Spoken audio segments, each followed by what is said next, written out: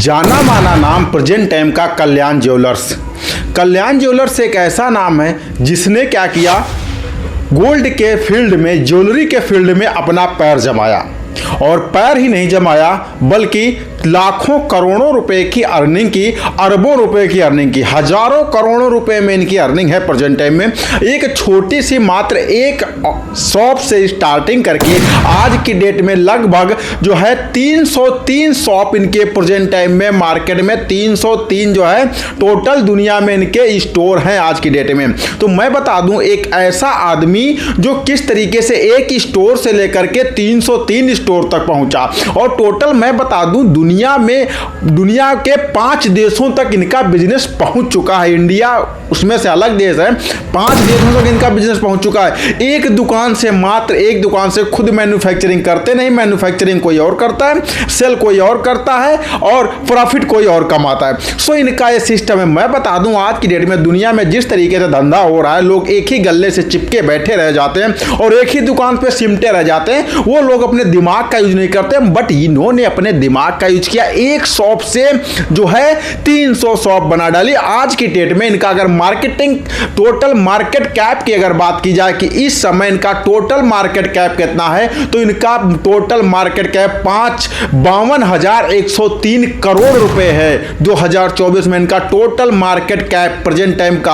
और इनकी अगर बात करें 26 मार्च 2021 में इनका शेयर था मात्र 68 रुपए का और आज की डेट में इनका शेयर 500 प्लस में चल रहा है, यानी 580 583 इस तरीके से इनका प्रेजेंट टाइम में शेयर चल रहा है। इन्होंने क्या किया, एक साल में 44.12% का रिटर्न शेयर होल्डर को दिया है। साथ ही साथ अगर 5 सालों की अगर बात की जाए तो 580% इन्होंने 5 सालों में रिटर्न दिया है। वही एक महीने का अगर रिटर्न की बात की जाए तो इस महीने में कुछ जो है प्रॉब्लम की वजह से 35% इनका जो है माइनस में शेयर चला गया। वो प्रॉब्लम्स क्या है मैं आगे डिस्कशन करूंगा। सो चैनल को सब्सक्राइब नहीं किया सब्सक्राइब कर लो, वीडियो को लाइक नहीं किया लाइक कर दो, शेयर नहीं किया तो तुरंत शेयर कर दो और फ्री समय निकाल करके इस वीडियो को पूर्णतः वॉच करो ताकि नॉलेजेबल जो पॉइंट है वो आपके पास पहुंच जाए। आप भी एक छोटी दुकान स्टार्ट कर सकते हो, वो छोटी दुकान से बहुत सारे शॉप तक जा सकते हो। कैसे गए ये पूरी जानकारी, कितना है इनका मार्केट कैप, कितना है नेटवर्थ, प्रेजेंट टाइम में शेयर होल्डिंग क्या है, प्रमोटर कितने हैं, किस तरीके से आगे बढ़े, क्या क्या इनकी स्ट्रेटजी है, इनके जो है प्रेजेंट टाइम में मैनेजमेंट कैसा है, मतलब टोटल जानकारी फुल इंफॉर्मेशन आपके साथ मिलेगी मात्र 8 मिनट में। सो वीडियो को पूर्णतः आवाज को लाइक करके ये जरूर बताना कि आप वीडियो कहां से देख रहे हो और कैसा लगा वीडियो। सो दोस्तों लेट्स स्टार्ट नाउ। इनका जो है कल्याण ज्वेलर्स, ये कल्याण ज्वेलर्स अगर इनका पूरा नाम की बात किया जाए तो टी.एस. कल्याण रमन इनका नाम है और ये पहले कपड़े के व्यापारी थे। इनके पिताजी भी कपड़े का व्यापार करते थे और जब पिता भी कपड़े का व्यापार करते थे, लड़का भी कपड़े का व्यापार करता था, तो ये भी कपड़े के व्यापारी बन गए। अब ये क्या सोच रहे थे कि भैया मेरे 2 लड़के हैं और किसी तरीके से इनको भी कोई छोटा मोटा रोजगार दिलवा देते हैं ताकि जो है इन लोगों का भी फैमिली का खर्चा चलता रहे और ये लोग भी सेटल हो जाए। आम एक पेरेंट्स ऐसा ही सोचता है, आम एक पिता, इंडियन पिता एक ऐसा सोचता है जैसे कि इनकी सोच थी, लेकिन इनकी सोच कुछ आगे निकल गई। एक आम दुकानदार क्या करता है, जब आपके पास कोई सजेशन आता है तो उस सजेशन को आम दुकानदार फॉलो नहीं करता और इन्होंने क्या किया, सजेशन को फॉलो किया और पैरेलल फॉलो किया, यानी कि एक सीक्वेंस में अपने सजेशन को फॉलो किया। जो आदमी इनके पास आता था, क्योंकि ये जो है साड़ी के व्यापार में रंजे मंजे थे, कपड़ों के व्यापार में रंजे मंजे थे, जो आदमी इनके पास कपड़ा खरीदने के लिए आता था वो इनको सजेस्ट करता था कि मैं कपड़ा आपके पास खरीद रहा हूं और मेरे घर में शादी है तो मैं ज्वेलरी जो है दूसरे के पास कैसे खरीदूंगा। ये चीज इनके पास जब सजेशन आता था तो इन्होंने सजेशन पे अपना गौर किया, कहा यार मेरे पास सजेशन आता है, क्यों ना इस सजेशन पे मैं काम करूं। अब काम करने के लिए थी नॉलेज, ये कपड़े के बारे में इनको विशेष इंफॉर्मेशन थी और ज्वेलरी के बारे में इंफॉर्मेशन कोई थी नहीं। अब ये क्या करते, तो इन्होंने कहा चलो ऐसा करते, ज्वेलरी के बारे में फुल एनालिसिस करते हैं और जानकारी लेते हैं। अब ये ज्वेलरी की जानकारी लेने के लिए सबसे पहले पहुंचे कोची और तिरुवनंतपुरम। कात्यायन, ऐसे जगहों पर ये गए जहां पर बहुत सारे ज्वेलर्स की शॉप थी और ज्वेलर्स का काम होता था। ये कोची जाकर के वहां पर ज्वेलर्स के बारे में जानकारी गेन की और उन्हें बहुत सारी चीजें पता चली। इन्होंने क्या किया मैं बता दूं, प्रेजेंट टाइम में इनके जो है आज की डेट में जो टोटल 303 स्टोर्स हैं वो इसी तरीके से बने। इन्होंने कहा चलो रिसर्च करते हैं, मार्केट की प्रॉब्लम्स को पकड़ते हैं, मार्केट में प्रॉब्लम्स क्या है। इन्होंने सबसे पहली प्रॉब्लम्स देखी कि यार मार्केट में प्रेजेंट में प्रॉब्लम ये चल रही है कि आदमी जब कहता है कि भैया मुझे ये पसंद है तो उसका प्राइस बढ़ जाता है, और जब आदमी कहता है ये मुझे पसंद नहीं वो रख दिया जाता है, उसका प्राइस घट जाता है। जो आदमी कहता है ये दिखाओ यानी कि सामने वाले को पसंद है, उसका प्राइस बढ़ जाता है। यानी कि किसी भी प्रोडक्ट का कोई निश्चित प्राइस नहीं है, जितने का चाहे उतना का आदमी बेच सकता था। पहला ये था।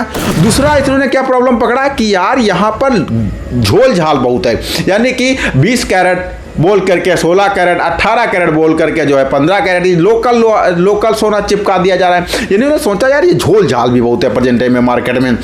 फिर तीसरा प्रॉब्लम क्या इन्होंने पकड़ा कि यार प्रेजेंट टाइम में कस्टमाइज ज्वेलरी मिल रही है, यानी पहले कस्टमर आता है पसंद करता है फिर पेमेंट जमा करता है फिर उसको ज्वेलरी मिलती है, यानी डिजाइन भी लिमिटेड थी। तो इन्होंने कहा यार डिजाइन भी लिमिटेड है। फिर क्या था, ज्यादा लोगों के पास जो है सिलेक्शन पॉइंट नहीं थे, सेलेक्ट करने के लिए बहुत सारे ब्रांड नहीं थे, यानी कि 10-20 ब्रांड आपको दिखाया जाए कि भैया इसमें से सेलेक्ट करो, और वही 2-4 ब्रांड रखे हो कि यार इसी में से सेलेक्ट करो वो चीज़। तो इन्होंने कहा यार मार्केट गैप बहुत बड़ा है, चलो इसमें हाथ मारते हैं। बस इन्होंने क्या किया, रिसर्च किया अच्छे से, कोची तिरुवनंतपुरम ये सारे जगहों पे गए, और जो प्रेजेंट टाइम के उस टाइम के जो स्टोर्स थे जहां पर ये सामान बिकता था वो छोटे छोटे थे, 200, 250, 300 स्क्वायर फीट में बने हुए थे। तो वहां पर ये प्रॉब्लम थी। तो इन्होंने कहा कि यार अब चलो ऐसा करते हैं, बहुत बड़ा गेम खेलते हैं। इन्होंने क्या किया, त्रिशूल में पहला रिटेल स्टोर खोला और वो था 4000 स्क्वायर फीट का।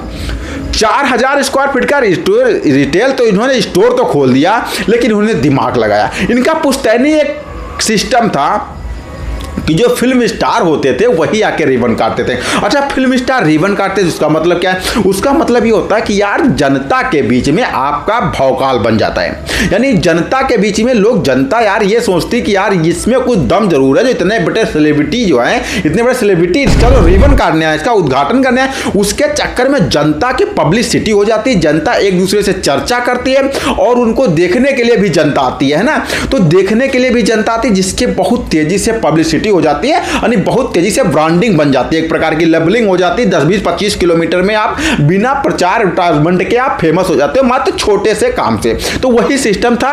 इनके पिताजी जब कभी भी ऐसा काम करते थे तो ये जो है बड़े बड़े लोगों को बुलाते थे, सेलिब्रिटी को, और इन्होंने जो किया तब भी यही सेम सिस्टम बनाया। यानी यह एडवर्टाइजमेंट जो है ऐसा माउथ एडवर्टाइजमेंट कहा जाता है, यम टू यम एडवर्टाइजमेंट, यानी माउथ टू माउथ, एक ने दूसरे से कहा, दूसरे ने तीसरे कहा, और इसमें जो है बुराई में भी भलाई हो जाती है। यानी कि अगर कोई कहता है यार बहुत पैसा खर्चा कर दिया, अमिताभ बच्चन को जो है रिबन काटने के बुलाया, इतने में तो इसका एक शोरूम और खुल जाता है। बुराई करो या भलाई करो, लेकिन यार प्रचार तो हो ही रहा है ना दुकान का। तो ये चीज हो रही, जिन्होंने रिटेल खोला उसका प्रचार हो गया, और प्रचार होते होते ही जो है ये बहुत आगे निकल गए। मुरली व गीता मलयालम एक्टर थे, इनको इन्होंने बुलाया और कहा कि आओ भैया यहाँ रिबन काट दो। ये रिबन काटने के लिए इनको बुलाया गया, उनको भी अच्छा लगा, इन्होंने रिबन कटवाया, इनको भी अच्छा लगा, और इनकी जो है निकल पड़ी। इनके जो है जो इनका रिटेल स्टोर खुला उसमें जो है एसी थी, खुला तरीका था, जबरदस्त तरीके का कॉन्सेप्ट था। इन्होंने जो है प्रेजेंट टाइम में 1993 में जो है इन्होंने पहला स्टोर अपना लॉन्च कर दिया। इनके पिता जो है टेक्सटाइल बिजनेस करते थे, ज्वेलरी बिजनेस के बारे में इनको कोई सिस्टम, इनको जानकारी नहीं थी। फिर भी इन्होंने जो है जानकारी कलेक्ट करके और फिर जो है अपना काम स्टार्ट कर दिया। अब इन्होंने कुछ, मैं आपको ये बताता हूं, कुछ जबरदस्त 5 स्ट्रेटेजी पे इनका बिजनेस जमा, और उस बिजनेस की वजह से आज की डेट में करोड़ों रुपए इन्हें छाप रहे हैं। पहला स्ट्रेटेजी क्या था, इन्होंने यूनिक आइडियाज, यानी यूनिक कॉन्सेप्ट ये लेकर के आ गया, यानी कि सिस्टमेटिक तरीके से एसी भी आदमी को मिलेगा, आएगा आदमी गुड मॉर्निंग होगा, जाएगा आदमी जो है तो वेलकम, जाने के लिए भी स्वागत होगा और आने के लिए भी स्वागत होगा, है ना। एक जबरदस्त तरीका यूनिक कॉन्सेप्ट बना, यानी आदमी के पास हजारों चॉइस पैदा कर दी, यानी कि जो चाहे वो खरीदे। भरोसा इन्होंने काम किया, मतलब लोगों का बिलीव जीत लिया। बिलीव सिस्टम, जब आपको भरोसा हो जाता है ना, एक रास्ते पे रोज आते जाते हो, उस रास्ते पे आप भरोसा हो जाता है आपको कि यार ये रास्ता बहुत सही, लेकिन अगर एक दूसरा रास्ता आपको बता जाए तो सोचोगे यार, रात को 12 बजे अगर आपसे कह दिया जाए भैया यार वहां उस रास्ते से इस तरीके से जाना है आपको, तो आपको जो है शंका लगेगी। लेकिन जिस रोज रास्ते पे जिस पे निकल रहे हो ना, उस पे आपको शंका नहीं लगेगी। वही सिस्टम इनके पास था। इन्होंने क्या किया, बिलीव सिस्टम, लोगों का भरोसा जीत लिया। भरोसा जीतने के लिए इन्होंने क्या किया, भरोसा जीतने के लिए अच्छा सोना दिया, बढ़िया से प्राइस दी, लोगों का अभिवादन किया, स्वागत सत्कार किया, भरोसा जीत लिया इन्होंने। लोग इन पे ट्रस्ट करने लगे हैं। लोग जब ट्रस्ट करने लगे तब इनका जो है धीरे धीरे इन्होंने कहा अब अपने आप को और बूस्ट करते हैं। और बूस्ट करने के लिए इन्होंने क्या किया, कई सारे डिजाइन्स जो है ला करके रख दिए। रेट मेन्यू लगा दिया कि भैया ये जो ब्रांड है ये इतने रुपए का है, ये ब्रांड इतने रुपए का है। इसमें मतलब किसी के लिए कोई भेदभाव नहीं, चाहे जो आए चाहे जो खरीदे, सबका रेट अलग अलग था। कई सारे चॉइसेस हो गए, रेट सबका अलग अलग हो गया। ये जबरदस्त सिस्टम था। फिर इन्होंने एक दूसरा स्टोर खोला। दूसरा स्टोर इन्होंने 100 किलोमीटर के आगे एक दूसरा स्टोर खोला और इन्होंने ये सोचा कि यार कस्टमर दूर दूर से हमारे पास आता है, तो 100 किलोमीटर के आगे जो मैं स्टोर खोल देता हूं तो वहां का 50 किलोमीटर का इधर का कस्टमर और आगे 100 किलोमीटर का कस्टमर आ जाएगा। हमारा जो है धंधा बहुत तेजी से चल जाएगा। प्रॉब्लम ये आ गई, वहां पर इन्होंने रिसर्च नहीं किया और वहां पर अपना धंधा खोल दिया। धंधा खोलने के बाद इनका वहां पर लगातार घाटा होने लगा, धंधा इनका चल नहीं रहा था। इन्होंने फिर अपने दिमाग का यूज किया, फिर अपनी स्ट्रेटेजी लगाई, फिर अपने आप को इंप्रूव किया और कहा भैया प्रॉब्लम क्या है यहाँ पर। प्रॉब्लम जब बहुत रिसर्च करने के बाद प्रॉब्लम इनको ये पता चली कि यार यहाँ का जो आदमी प्रेजेंट टाइम का है, वो जो मैं ये जो डिजाइन लेकर के आ रहा हूँ, ये डिजाइन इनके संस्कृति के खिलाफ है। यानी इनको ऐसी डिजाइन नहीं चाहिए। इनका जो प्राइस मॉडलिंग है, जो सिस्टम है, जो इनका सोचने का थिंकिंग प्रोसेस है, जो इनका नजरिया है, देखने का तरीका, किस तरीके से पसंद करेंगे, वो जब मिलेगा तब इनको जो है अच्छा लगेगा। इन्होंने आस पड़ोस के छोटे छोटे दुकानों पे पता किया किस तरीके की डिजाइन रखी हुई है। इन्होंने जितना सामान था सारा इन्होंने बदल दिया। इसे कहते हैं ग्रो थ्रू स्ट्रेटेजी। और सारा संस्कृति के अनुसार इन्होंने जो है लोकल टू वोकल सिस्टम अपनाया कि लोकल में अगर रहना है तो लोकल की तरीके से सोचना पड़ेगा, लोकल की तरीके से सेल करना पड़ेगा, लोकल की तरीके से बात करनी पड़ेगी। लोकल टू वोकल जबरदस्त तरीके से स्ट्रेटेजी लगाई और देखते देखते इनकी दुकान वहां से फिर से चलने लगी। प्रेजेंट टाइम में अलग अलग सिस्टमेटिक तरीके से इन्होंने अपना काम किया। भारत में अगर बात करूं तो 140 इनके स्टोर हैं, है ना। और विदेशों तक अगर बात करें, ऑल वर्ल्ड में 303 इनके स्टोर हैं। साथ ही साथ ये 5 देशों तक पहुंच चुके हैं। और इनका मैं बता दूं, इनके प्रेजेंट टाइम में ब्रांड एम्बेसडर कैटरीना कैफ, मैं बता दूं कैटरीना कैफ है, अमिताभ बच्चन है, ऐश्वर्या राय है, रश्मिका मंदाना है और भी कई सारे स्टार सेलिब्रिटी हैं। जब ये किसी चीज़ का ओपन करते हैं तब ये उन लोगों को बुलाते हैं और उन लोगों की चर्चा न्यूज़ में फैल जाती है। और जब न्यूज़ में इनकी चर्चाएं फैलती हैं तो ऑटोमेटिक यार भरोसा आदमी करता है कि यार फला आदमी के यहाँ अमिताभ बच्चन खरीदने के लिए जाते हैं, इसका मतलब उसमें कुछ जरूर खास बात होगी, ट्रस्ट कर रहे होंगे। आपके एरिया का अगर आम एक बड़ा आदमी जैसे प्रधान है, सरपंच है या जमींदार है, वो कहीं पे सामान खरीद रहा हो तो आप ये सोचोगे कि भैया यहाँ सामान अच्छा मिलता होगा, चलो यहाँ खरीद ले। वही सिस्टम इनके साथ भी होता है। ये जब वहाँ पर जाते हैं तो इनका जो है सामान, लोग जब आते हैं तो जो है लोग इन पे भरोसा कर लेते हैं कि यार वहाँ पर सामान बहुत ज़बरदस्त होगा। इस वजह से वहाँ पर लोग खरीदना चाहते हैं, बहुत तेज़ी से बढ़ जाते हैं। रिटेल की मतलब बेच के इतनी दुकानें इन्होंने बना दिया, बेच के। यानी कि अगर आप एक पान की दुकान से 10 दुकान तक पहुँच सकते हो, बस अपने दिमाग लगाने की आवश्यकता है। लोग नई की दुकान खोल करके 10 दुकानों तक पहुँच गए। चाय बेच करके 10 चाय के ठेले बना लिए, तो आप भी किराना की दुकान से 10 किराने की दुकान आप बना सकते हो।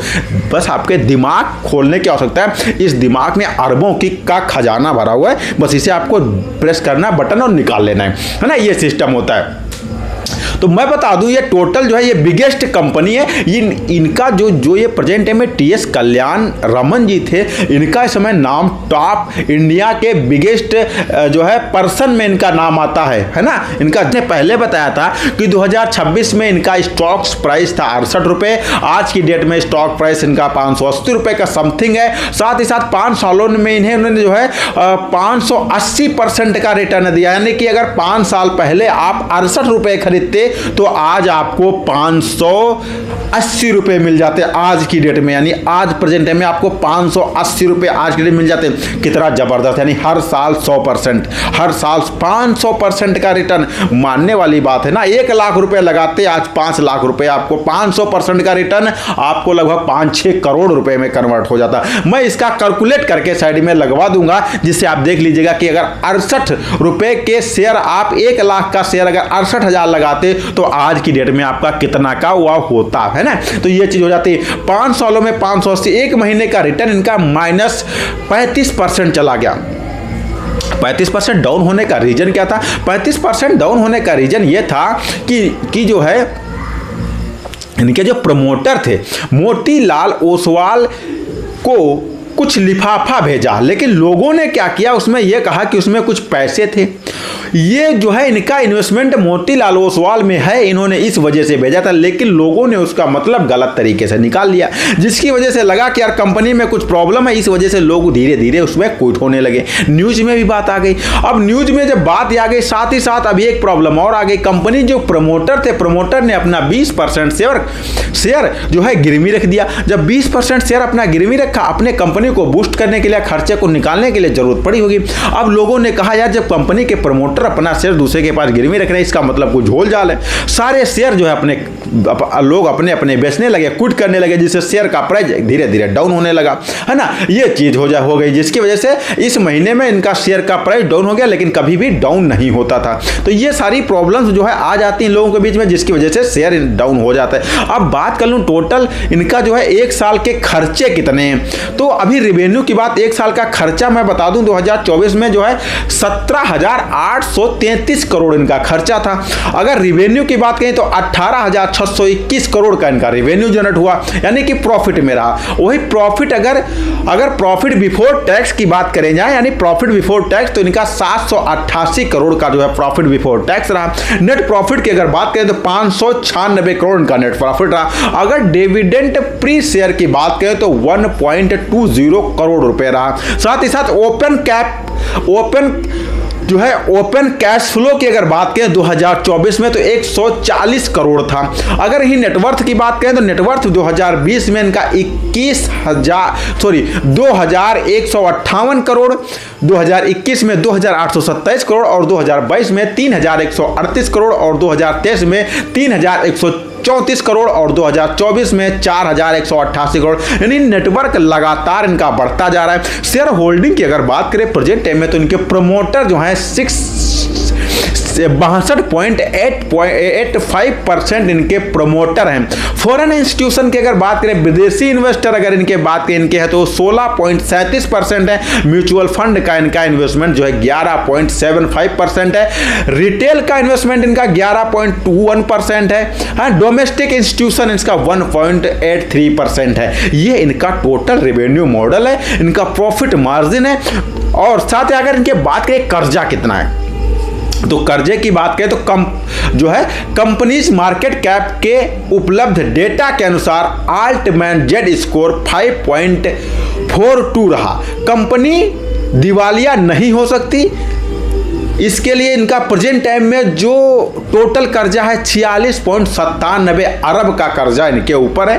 कंपनी मार्केट कैप के उपलब्ध डेटा के अनुसार इनका ये कर्जा इनके ऊपर है। साथ ही साथ इनके जो 2 प्रेजेंट टाइम में प्रमोटर रमेश त्रिकुल कल्याणम तथा सीताराम त्रिकुल कल्याणम, इनके पास कंपनी के 18% शेयर है, 18% ये साझेदार हैं। तो यहाँ पर इनका जबरदस्त तरीके के ये प्रमोटर है और अच्छे से ये काम कर रहे हैं। तो आशा करता हूँ सारी चीजें आपको समझ में आएंगी। जो चीज आपको मिसमैच रहेगी कमेंट्स करके बताइएगा, उसका रिप्लाई देने की कोशिश करूंगा। मिलता हूं फिर किसी अमेजिंग और जबरदस्त फैक्टेबल वीडियो में, तब तक के लिए दीजिए इजाजत।